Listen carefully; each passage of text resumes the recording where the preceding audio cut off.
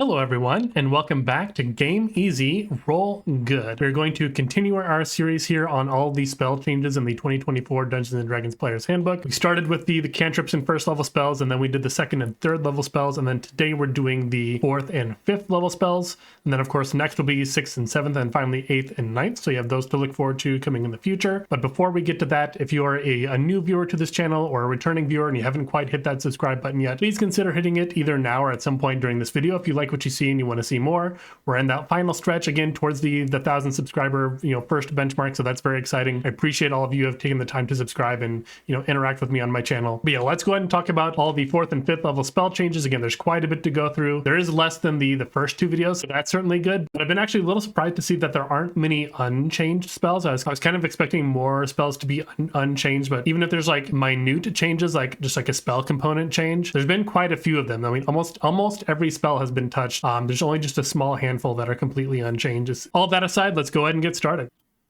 Starting with our first fourth level spell, we have Arcane Eye. This one now explicitly states that the eye is invulnerable. The eye never had any armor class or hit points or anything like that, so you shouldn't have been able to interact with it in the first place. But maybe if you had creatures who could see invisible things, maybe DMs were ruling it that they could hit it with something and destroy it or something along those lines. But now it is specifically invulnerable from any attacks or anything that would damage it. You can still dispel it, of course, if you have Dispel Magic. It is now a bonus action to move the eye, whereas this was previously an action. Spell description in 2014 said that the eye had unlimited movement. This text was removed in 2024, although they didn't put any restrictions in its place, so presumably you would still be able to move this eye, unlimited, even to the point where in 2014 it said it could not go to other planes of existence. Now supposedly it could, because that text has also been removed, and I don't believe that there's any rules anywhere else that say that you couldn't do that. So that's exciting if you wanted to send it across a portal that goes into a different plane just to kind of see what's going on. So that is possibly an option to you. If I'm wrong, if there's something in there in the book somewhere, definitely let me know down in the comments where that's located.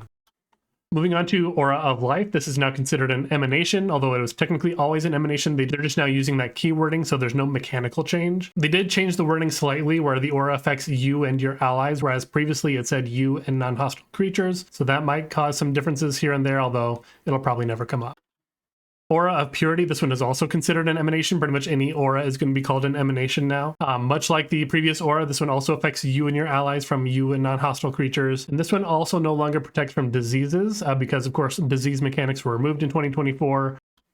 Moving on to Banishment. So Banishment is still mostly intact from 2014. But the kinds of creatures that can be permanently banished back to another plane, this now specifically affects aberrations, celestials, elementals, fays, and fiends, whereas previously this was just any creature that was not from the plane that you're currently on. And now it also specifically states that the creature is sent to a plane that is associated with its creature type rather than its home planes. And then there was a small change with the material component where it's changed to a pentacle rather than an item that is distasteful to the target. So this is actually a slight nerf in that it can no longer affect certain kinds of creatures that might be from a different plane. However, I also think that this is kind of a buff because it can also now be used in planes where creatures are even native to. A great example is if you're in the Nine Hells. The Nine Hells is one contiguous plane that is like a cake. They have different layers, but it is one plane. So you could target a fiend on one level of hell and banish it. And if you maintain concentration for the whole duration of it, it could be banished to any other random location on that plane. So it could be sent to a different level of hell because it does specifically say the target is instead transported to a random location on a plane associated with its creature type. So a devil in Nine Hells isn't necessarily banished exactly to the level of hell that you're on. It can be banished to any of the other ones and need to find its way back. There's also a small change here where the creature is now banished initially to the harmless demiplane regardless of where it's from, whereas previously in 2014 if you banished a devil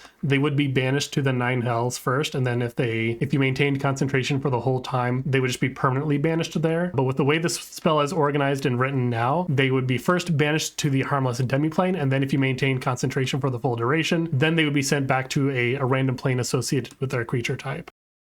Moving on to Blight. This one now affects undead and constructs. Plant creatures no longer take maximum damage from the spell, so that's a little unfortunate. Small nerf there. And magical plants can no longer be affected by the spell. That was something that was removed from the text in 2014.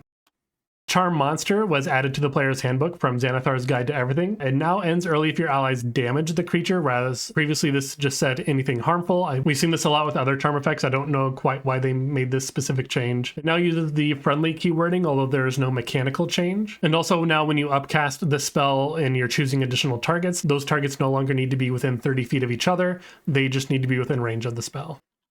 Moving on to compulsion, the creatures no longer need to be able to hear you, that you just need to be able to see them. The spell no longer explicitly states that the creature can take an action before they move, but this may be still implicit depending on how your dungeon master or game master interprets how the spell is worded. Also in 2014, this one also stated that the movement provokes opportunity attacks, but even though this text was removed, the opportunity attack rules would still make this movement qualify for an opportunity attack. So it still does, they just removed the text to remove the redundancy. So you just need to be familiar with opportunity attack rules and how they work. Moving on to confusion, the target can no longer take bonus actions while under the effects of the spell from just reactions in 2014, so it's now bonus actions and reactions. First result in the roll table here now just includes north, east, south, and west directions, whereas previously you rolled a d8 and had the northeast, southeast, southwest, and northwest directions in there as well. And then the third result specifically states that the creature takes their attack action just for making a single attack. However, the target is still only allowed one attack regardless of how many they would normally have when they take the attack action.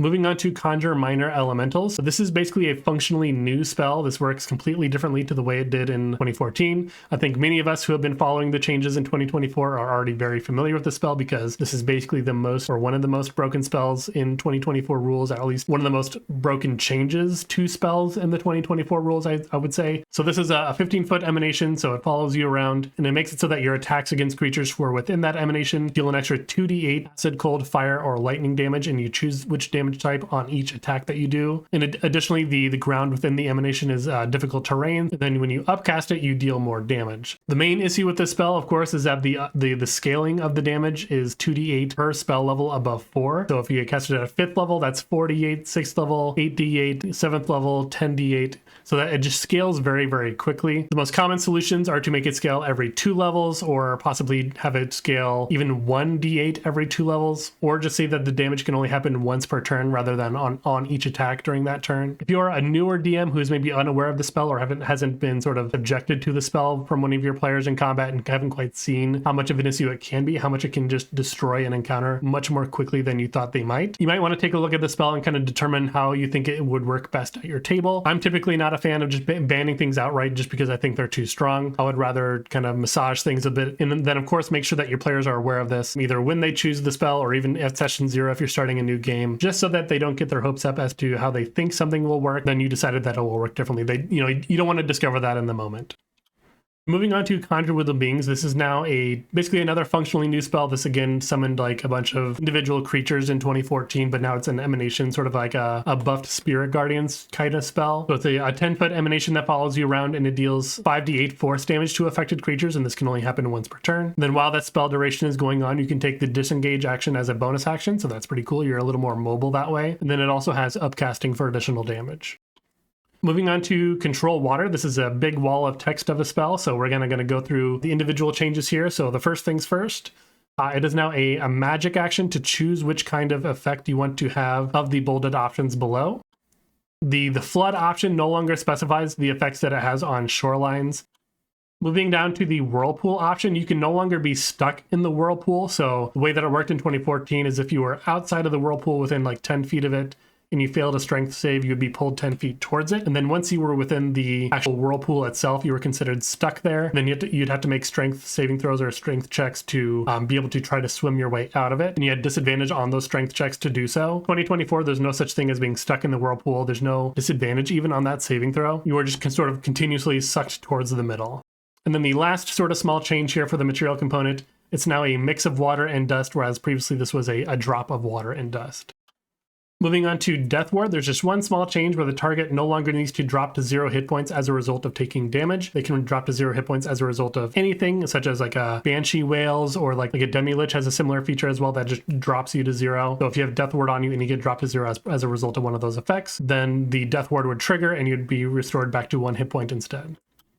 Moving on to Dimension Door, it no longer specifies that you can bring an object that doesn't exceed your carry capacity. And though they removed this text, I believe it is still something that is technically true. You know, if I can Dimension Door holding my sword, then I should be able to Dimension Door holding anything that I can hold, right? The spell doesn't require any somatic components, and my hands are free to do whatever that they can do when I cast the spell. And also they made a change here where the spell fails additionally if the other creature or you and the other creature would appear in a space that is already occupied by an object or creature, whereas previously in 2014 this would only fail if you appeared in a space that was already occupied. Moving on to Divination. The spell no longer includes an omen as one of the possible responses. Also, repeated castings of this spell simply have a chance for no answer rather than getting a random reading. And the material component no longer includes a sacrificial offering appropriate to your religion. Moving on to Dominate Beast, the only thing that has changed with this spell is that you can no longer use an action to take precise control of your target. We'll see this also again with Dominate Person when we get to 5th level spells. Moving on to Everett's Black Tentacles, this is now a strength save instead of a dexterity saving throw. Creatures in the area now instantly make a saving throw rather than at like the start of their turn, I believe it was previously. Creatures additionally make the save at the end of their turn, whereas previously this was at the beginning. Creatures can only make the save once per turn, and escaping the restrained condition now specifically benefits from an athletics proficiency. It is no longer tied to a dexterity check of any kind, whereas previously you could use strength or dexterity to escape from it. Additionally, the material component is just a tentacle of any kind. Previously it was a giant octopus or giant squid tentacle. Moving on to Fabricate, this one is actually completely unchanged. Shield as well is completely unchanged. Next we have Fount of Moonlight. This is actually a new spell in 2024. So it's one action with a range of self, 10 minutes, concentration, evocation spell. You shed bright light for 20 feet and then dim light for an additional 20 feet, so you're basically a walking torch. For the duration of the spell, you have resistance to radiant damage, and your melee attacks additionally do 2d6 radiant damage. And additionally, during that duration, if you take damage from a creature within 60 feet of you, you can impose a Constitution saving throw on that creature, and if they fail that saving throw, then they are blinded until the end of your next turn. For Freedom of Movement, this now grants a swim speed equal to its speed, whereas previously this just removed penalties for being underwater. Additionally, the material component, the leather strap, no longer says it needs to be wrapped around one of your limbs, you just need to have a leather strap. Moving on to Giant Insect, this one has had quite a number of changes. So first things first, its range was increased to 60 feet from 30 feet. The school was changed to Conjuration from Transmutation. You now specifically choose whether you want a giant centipede, giant spider, or giant wasp. The scorpion form or stat block was removed from the 2014 version. This one now has a fixed stat block that is available in the spell description. We'll take a look at that in a second. The DM is no longer in charge of resolving the creature's actions and movement. That is up to the player, of course. They removed the text that this can be dismissed as an action, but as I've mentioned in my previous spell change videos, the spell duration rules in 2024 specifically state that you can dismiss the ongoing effects of any spell that you cast without using any action, so it is action free to do this now. And finally, for the Giant Insect spell, the change here to the base text of the spell is that upcasting provides additional scaling within the summon stat block, again, much like any other summon spell. And then if we look at the actual stat block itself, we can see that it starts with 30 hit points plus 10 additional hit points for each spell level above 4.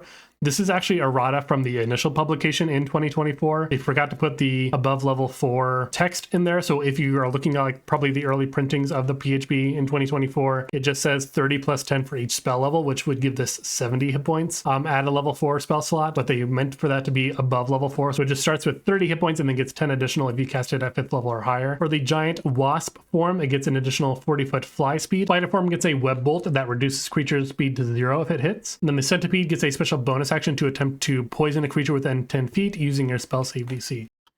Moving on to Grasping Vine. This is now a melee spell attack rather than a dexterity saving throw. It deals 48 bludgeoning damage on hit, whereas previously this did no damage. It now pulls creatures 30 feet closer to it rather than 20 feet. It automatically grapples huge or smaller creatures. It can only grapple one creature at a time. It can release the grapple action free. And then finally, it can upcast to be able to grapple more than one creature at a time. It can still only grab one creature each turn, but if you spend your turn to attack one creature, hit it and grapple it, you can on your next turn also hit another creature and grapple that one and have both of them grappled at the same time if you upcast this at 5th level. Moving on to Greater Invisibility, the only change here is that it no longer states that anything the creature is wearing is invisible as long as it's on that target's person. However, in the invisible condition itself, it already states those things, so they just removed it because they don't want to repeat it. Moving on to Guardian of Faith, this is now explicitly invulnerable. You can no longer destroy the Guardian of Faith. And just for flavor purposes, it now appears in a form appropriate to your deity or pantheon, whereas previously it was described as indistinct, but it had a weapon that was appropriate for your deity or pantheon. But now you can have a specific form that it takes shape of. For Hallucinatory Terrain, this is now a study action to investigate an illusion. Again, we're seeing this a lot with other illusion spells. And the material component is now just a mushroom. For Ice Storm, the bludgeoning damage was increased to 2d10 from 2d8. And then, of course, the upcasting was appropriately changed to 1d10 from 1d8. And then the material component was changed to a mitten. For locate creature, the spell is now blocked by any thickness of lead blocking a direct path. Previously, this was any 10-foot wide path of running water, such as a river running between you and whatever creature you're trying to find. Additionally, the material component had a very, very small and insignificant change where it's just fur from a bloodhound rather than a bit of fur from a bloodhound. Speaking of hounds, we're moving on to Mordenkainen's Faithful Hound. You and the hound can now be up to 300 feet apart, whereas previously this was only 100 feet. The hound is unseeable to anyone but you, as well as intangible and invulnerable, whereas previously this was just invisible, so people with like true sight or see invisibility could see it. The hound has 30 feet of true sight, whereas previously this was just able to see invisible creatures and into the ethereal plane and ignore illusions, but now it just has 30 feet of true sight. It says it specifically attacks enemies rather than just hostile creatures. When it attempts to bite an enemy, this is now a dexterity saving throw that rather than a melee spell attack, which is a little strange. It deals force damage instead of piercing damage. Then the piece of bone and thread was removed from the material components. Moving on to Mordenkainen's Private Sanctum, the main changes here is that it's permanent if the spell is cast in the same spot for 365 days, whereas previously this said a year. So if your DM has come up with their own calendar, technically this would still take 365 days. Additionally, the material component was changed that a piece of opaque glass, a wad of cotton or cloth, and powdered chrysolite was removed from the material component. So now it's just a thin sheet of lead. For Odaluk's Resilient Sphere, the school was changed to Abjuration from Evocation, and the material component was changed to a glass sphere. Moving on to Phantasmal Killer, the spell now deals damage when the target first makes the saving throw, whereas previously this was just on follow-up saving throws. It also deals half damage if the target succeeds on the first save. And now this just imposes disadvantage on ability checks and attack rolls for the duration, whereas previously in 2014 this gave the Frightened condition, which technically had the same effect, but creatures who were immune to Frightened, of course, wouldn't be affected by it. So now this is usable on more kinds of creatures.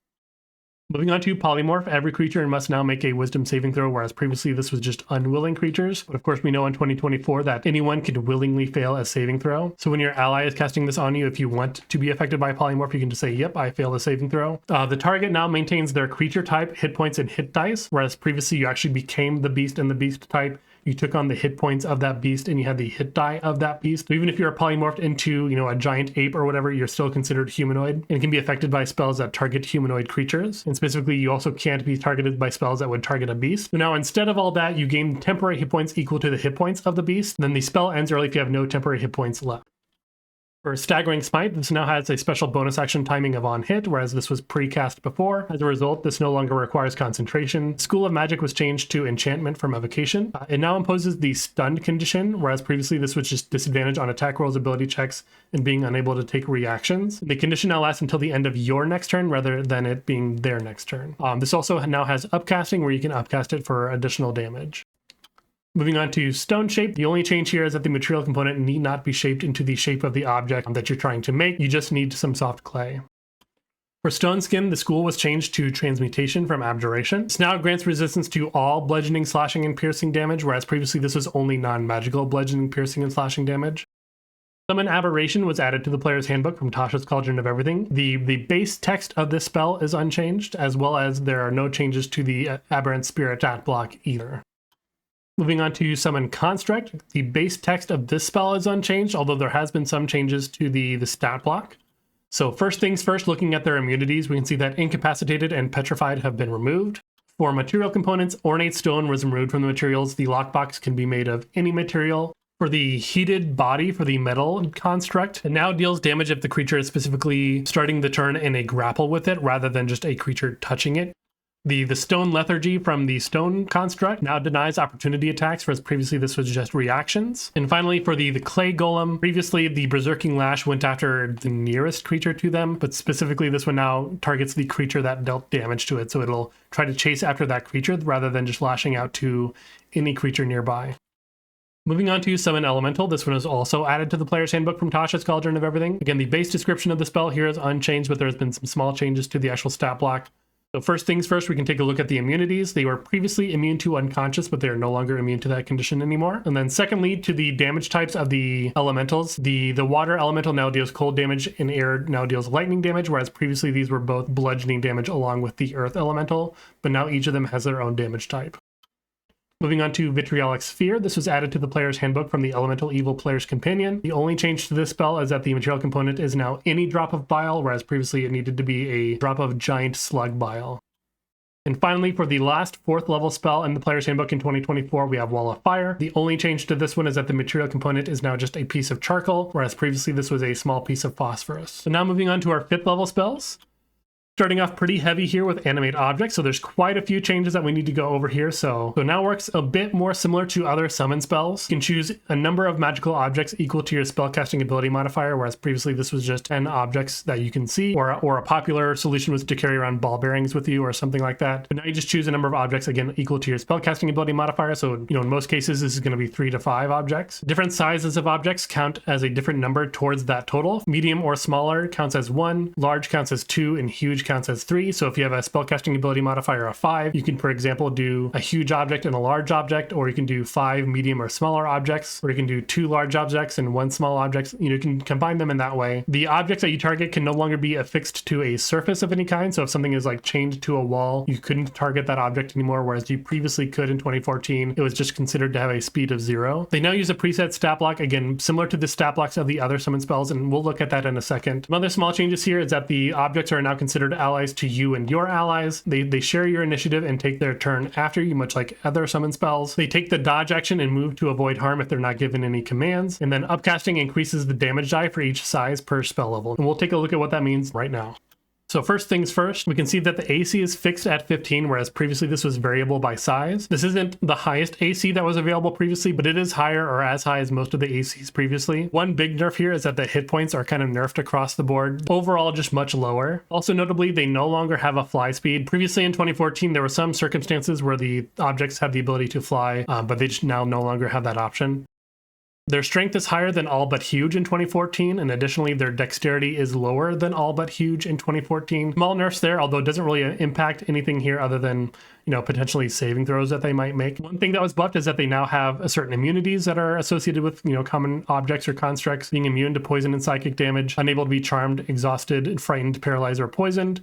The attack bonus for each of the objects now equals your spell attack bonus, whereas previously this was a variable attack bonus based on the size of the object. They also now deal force damage, whereas they previously did bludgeoning, piercing, or slashing, depending on what kind of object it was. And then finally, the damage changed for each size. So medium now deals 1d4 plus 3, whereas medium previously did 2d6 plus 1, and then small and tiny technically did less than that. The 1d4 plus 3 is more similar to the tiny damage in 2014, so this is kind of the worst size range that you can work with in 2024. Large, on the other hand, deals 2d6 plus 3 plus your spellcasting ability modifier. Previously, this was 2d10 plus 2. And then huge deals 2d12 plus 3 plus your spellcasting ability modifier, whereas previously this was 2d12 plus 4. So outside of the much lower hit points and the inability to fly, these things are mostly buffed across the board. You can't have quite as many of them now in 2024, but that's mostly okay. The damage of medium and smaller objects was nerfed from 2014, but these changes to the actual damage numbers make it so that the best option isn't just choosing a bunch of tiny objects, whereas that's kind of what you wanted to do in 2014 rolls. Now there's more of a preferable mix of large and medium objects, or a huge and large and medium object, that sort of thing, whatever you can do. Moving on, we have Anti-Life Shell. This is now just an emanation, otherwise there's no mechanical change on this one. Banishing Smite. This now has the special bonus action on hit timing, whereas previously this was precast. The school was changed to Conjuration from Abjuration. The affected target now gets to make a charisma saving throw against being banished, whereas previously there was no save against it. And the affected target is now sent to a harmless demiplane, whereas previously it was sent to its home plane if it was from a different plane of existence. Bigby's Hand, or Arcane Hand, I think is the generic name for it. The hand no longer has its own strength or dexterity score, whereas previously this had 26 strength and 10 dexterity. The Clench Fist option now does 5d8 damage from 4d8 damage. The Forceful Hand can affect huge or smaller creatures, whereas previously this was medium or smaller, so there's a small buff there. However, this also now uses a strength saving throw, whereas this was a strength contest, sort of like the old grapple rules. And speaking of grapples, the Grasping Hand now imposes a dexterity saving throw, whereas previously this was a grapple contest in 2014. And the damage for squeezing a grapple target is increased to 4d6 from 2d6. The Interposing Hand now protects you from all attacks and effects by giving you half cover against them, whereas previously this targeted specific creatures' attacks and effects against you. However, it no longer moves to keep itself in position to interpose from attacks all around you. However, it is worth noting that the hand says that it doesn't occupy its own space, which means that it can be, basically placed over you and protect you in all directions. Finally, the glove and the material component no longer needs to be made of snakeskin. Moving on to Circle of Power, this one is now just an emanation, but there are no mechanical differences. Cloud Kill no longer spreads around corners. There has been some damage timing changes, so it does damage immediately. It also does damage when a creature moves into its space, and also when a creature ends its turn there, in addition to when a creature enters the sphere, of course. That hasn't changed at all. The save can occur only once per turn. That is a very common trend in spells like this. And notably, the fog no longer sinks to the lowest elevation, whereas previously it did that before. So if you tried to cast it in the air to catch a bunch of flying creatures, it would just sink to the ground, or if there was a hole in the ground, the cloud would sink through the hole. It no longer does that. It just stays on the sort of horizontal plane that you cast it at and continues to move away from you on the start of each of your turns. Moving on to Commune, the GM no longer makes the roll in secret if you cast a spell more than once per long rest. I guess the GM is technically still in their prerogative to do that. It is no longer just in the rules of the spell. Additionally, the vial of holy or unholy water was removed from the material components. Commune with Nature now references castles and settlements as unnatural, whereas previously this said dungeons and towns. Not sure why they're making this change unless they are specifically referring to things that are mentioned in the Dungeon Master's Guide. The locations of portals to other planes of existence was changed from influences from other planes of existence. The location of celestials, elementals, fae, fiends, and undead was changed to the location of one CR10 or higher celestial, elemental, fae, fiend, or undead, if any, at the DM's choice, of course. And then the most prevalent kind of plant, mineral, or beast. The beast previously said a person, a prevalent person of some kind, but now this was changed to a beast. Moving on to Cone of Cold, this one is unchanged. Conjure Elemental is functionally a new spell. It has a casting time of 1 action from 1 minute. It has a range of 60 feet from 90 feet. There's no material component, and the duration is 10 minutes now, down from 1 hour. This summons a large, stationary, intangible spirit. It deals a damage type of your choice as listed in the spell. Creatures within 5 feet of it make a dexterity saving throw. They'll take 8d8 damage and be restrained, assuming that spell doesn't have another creature restrained already. The creature can then repeat the save at the start of each of their turn, and if they fail that save, then they take an additional 48 damage. And then additionally, you can upcast this for more damage. Moving on to Conjure Volley, you can now affect creatures of your choice, whereas previously this affected all creatures in the area, which is nice because this is a 40-foot radius effect. A 40-foot radius is an 80-foot diameter. It's very difficult not to hit your allies unless your DM is working on a very large battle map. This spell also now deals force damage rather than the damage type associated with the ammunition or weapon that you use to cast the spell. And lastly, the material component changed to a melee or ranged weapon worth at least 1 copper, which means that because this has a cost now, it can no longer be cast using a spellcasting focus. For Contagion, this is now considered a magical contagion rather than a disease. The affected creature now makes a Constitution save, whereas previously this started with a melee spell attack against them. The affected creature now immediately takes 11d8 necrotic damage and is poisoned. It doesn't say that there's a save for half, but I'm going to talk about that in a little bit. Additionally, if they fail the save, the affected creature has disadvantage on all saving throws of a chosen ability, your choice, whereas previously they had to fail the saving throw 3 times in a row to have that sort of effect. And then finally, it says here that if the poison condition would be removed early, such as by a lesser restoration spell or something along those lines, they have to roll a Constitution saving throw against the effects of the spell again. And if they fail the saving throw, then whatever effect is trying to remove the poison from them just fails to do so regardless. While it doesn't say that there is a save for half, it does say in the middle here that isn't highlighted because this is basically similar to the way that the spell worked in 2014. They have to make the initial Constitution saving throw, and if they fail that, then they take the damage and they're poisoned. And then they have to continue making that saving throw for the duration of the spell, either until they succeed 3 times or until they fail 3 times. And so I would assume, since it's referring that they need to make that saving throw, if when they fail, they would take that 11d8 necrotic damage again. This spell could potentially deal up to 44d8 necrotic damage, or at least that's how I'm reading it, because it says the target must repeat the saving throw at the end of the turn. So the only saving throw that's been mentioned is the Constitution saving throw, or they take 11d8 necrotic damage and are poisoned. So I would assume that since that is the only saving throw and the only effect of that saving throw that has been mentioned, that would repeat. Maybe I'm wrong on that one. That does seem a little strong for a 5th level spell, but that's how I'm reading it. Moving on to Creation, this is basically the same spell, but the material component was changed to a paintbrush. For Destructive Wave, this is now an emanation, but there's no mechanical change. For Dispel Evil and Good, the Break Enchantment and Dismissal are both magic actions from actions. The Dismissal effect no longer requires an initial melee spell attack. You just choose a creature within 5 feet of you, and then they have to make a Charisma save. You don't have to hit them first, and then they make a Charisma save. And then finally, the Holy Water was removed from the material components. For Dominate Person, much like Dominate Beast that we saw before, you can no longer use your action to take precise control of the affected creature. For the Dream spell, the range was increased to 10 feet from self. The duration is changed to special from 8 hours. The messenger, the person that you're casting it on, is now incapacitated and has a speed of 0 while in trance, whereas previously they were just unable to take actions or move. Having something from the target of the spell no longer imposes disadvantage against the nightmare. Finally, the dab of ink and writing quill plucked from a sleeping bird was removed from the material components.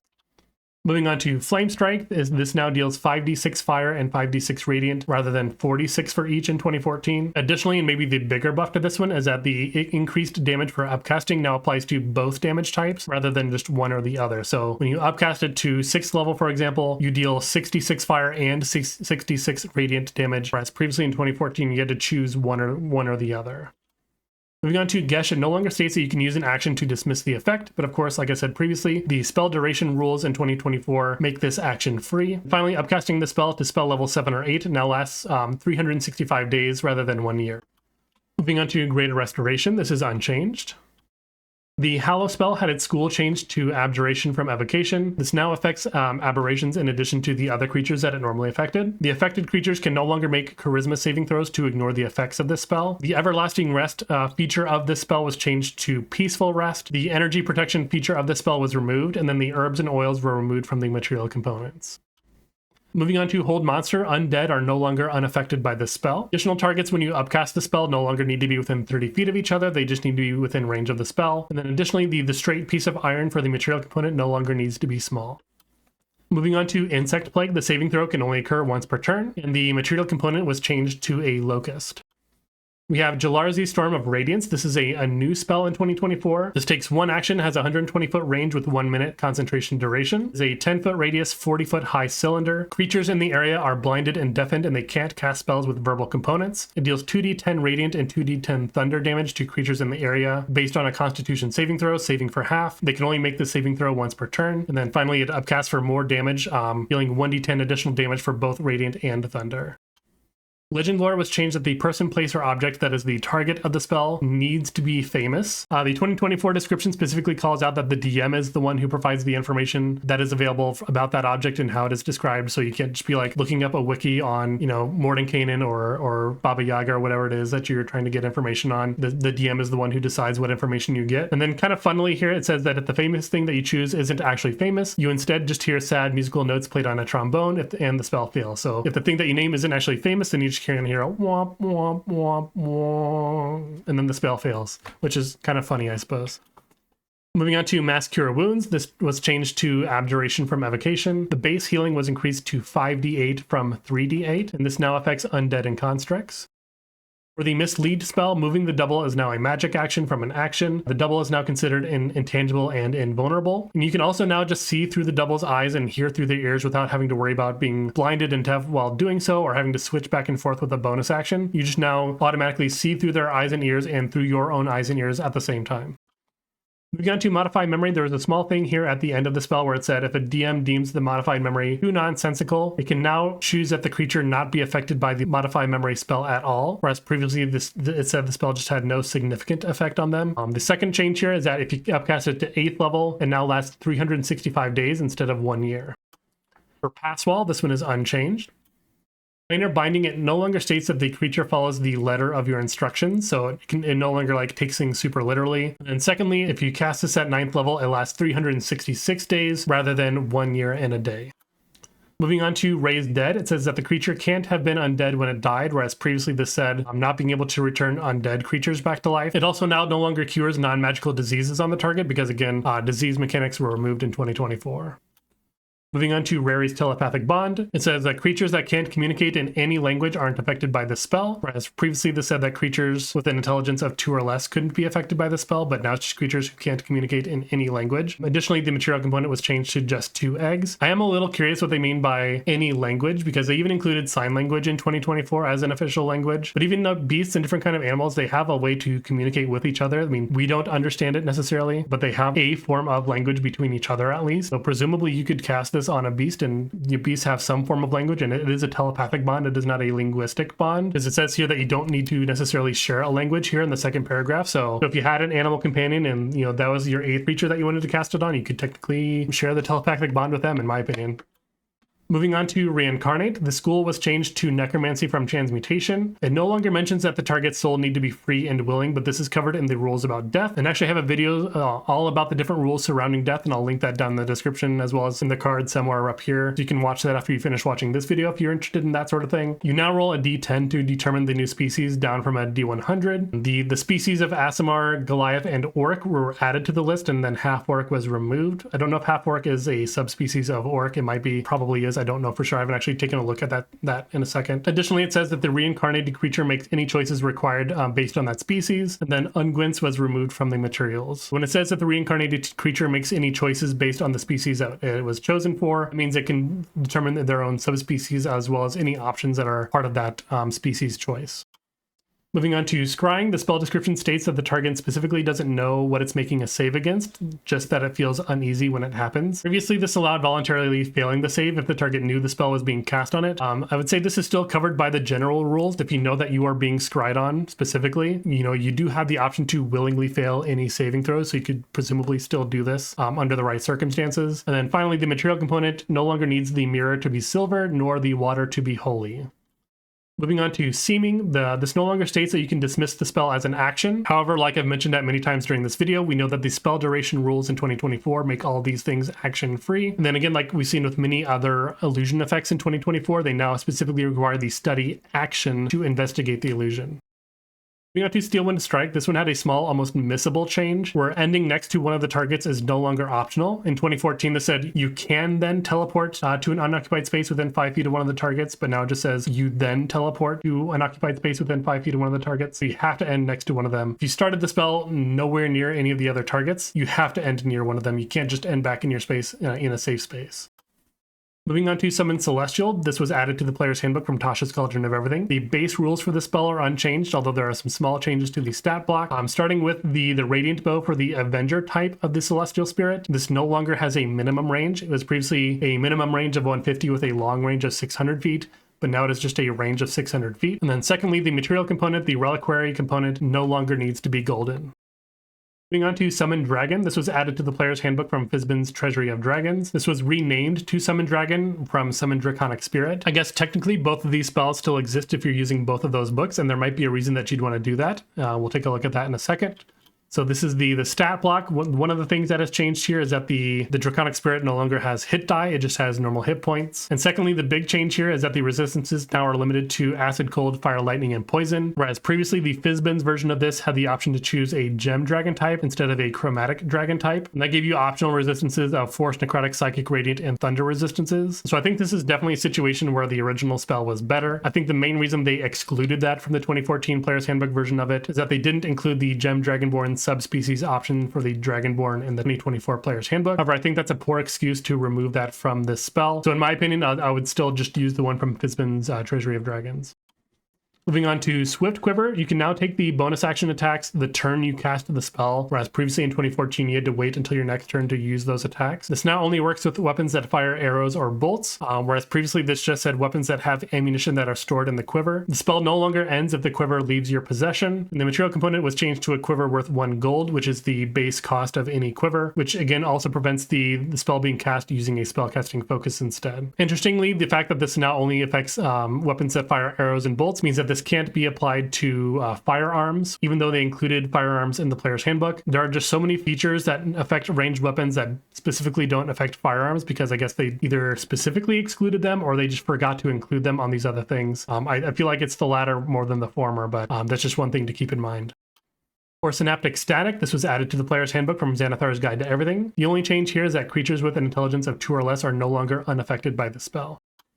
For Telekinesis, it is now a magic action to cause one of the effects of the spell, whereas previously this was just an action. The strength checks to resist either of the actions with this spell are now replaced with strength saving throws, and specifically the ability to affect an object no longer has a weight limit, rather it's just restricted by the size of the object of huge or smaller. And this change to ignore the weight of the object is likely a buff, because things can easily get over 1,000 pounds even at the large size. The fact that you can affect up to huge is actually a pretty significant buff. Moving on to Teleportation Circle. The circle can be permanent if it is cast in the same location for every day for 365 days rather than 1 year. It no longer states that you don't need to enter the portal when recasting it to create a permanent circle. However, I think this can still be assumed. And finally, the chalks and precious gems were removed from the material components. Moving on to Tree Stride. This one is unchanged. For Wall of Force, the material component was changed to a shard of glass. Otherwise, this spell is completely unchanged. For Wall of Stone, the stone objects now have immunity to poison and psychic damage, which is pretty nice. And then the material component was changed to a cube of granite rather than just a small block of it.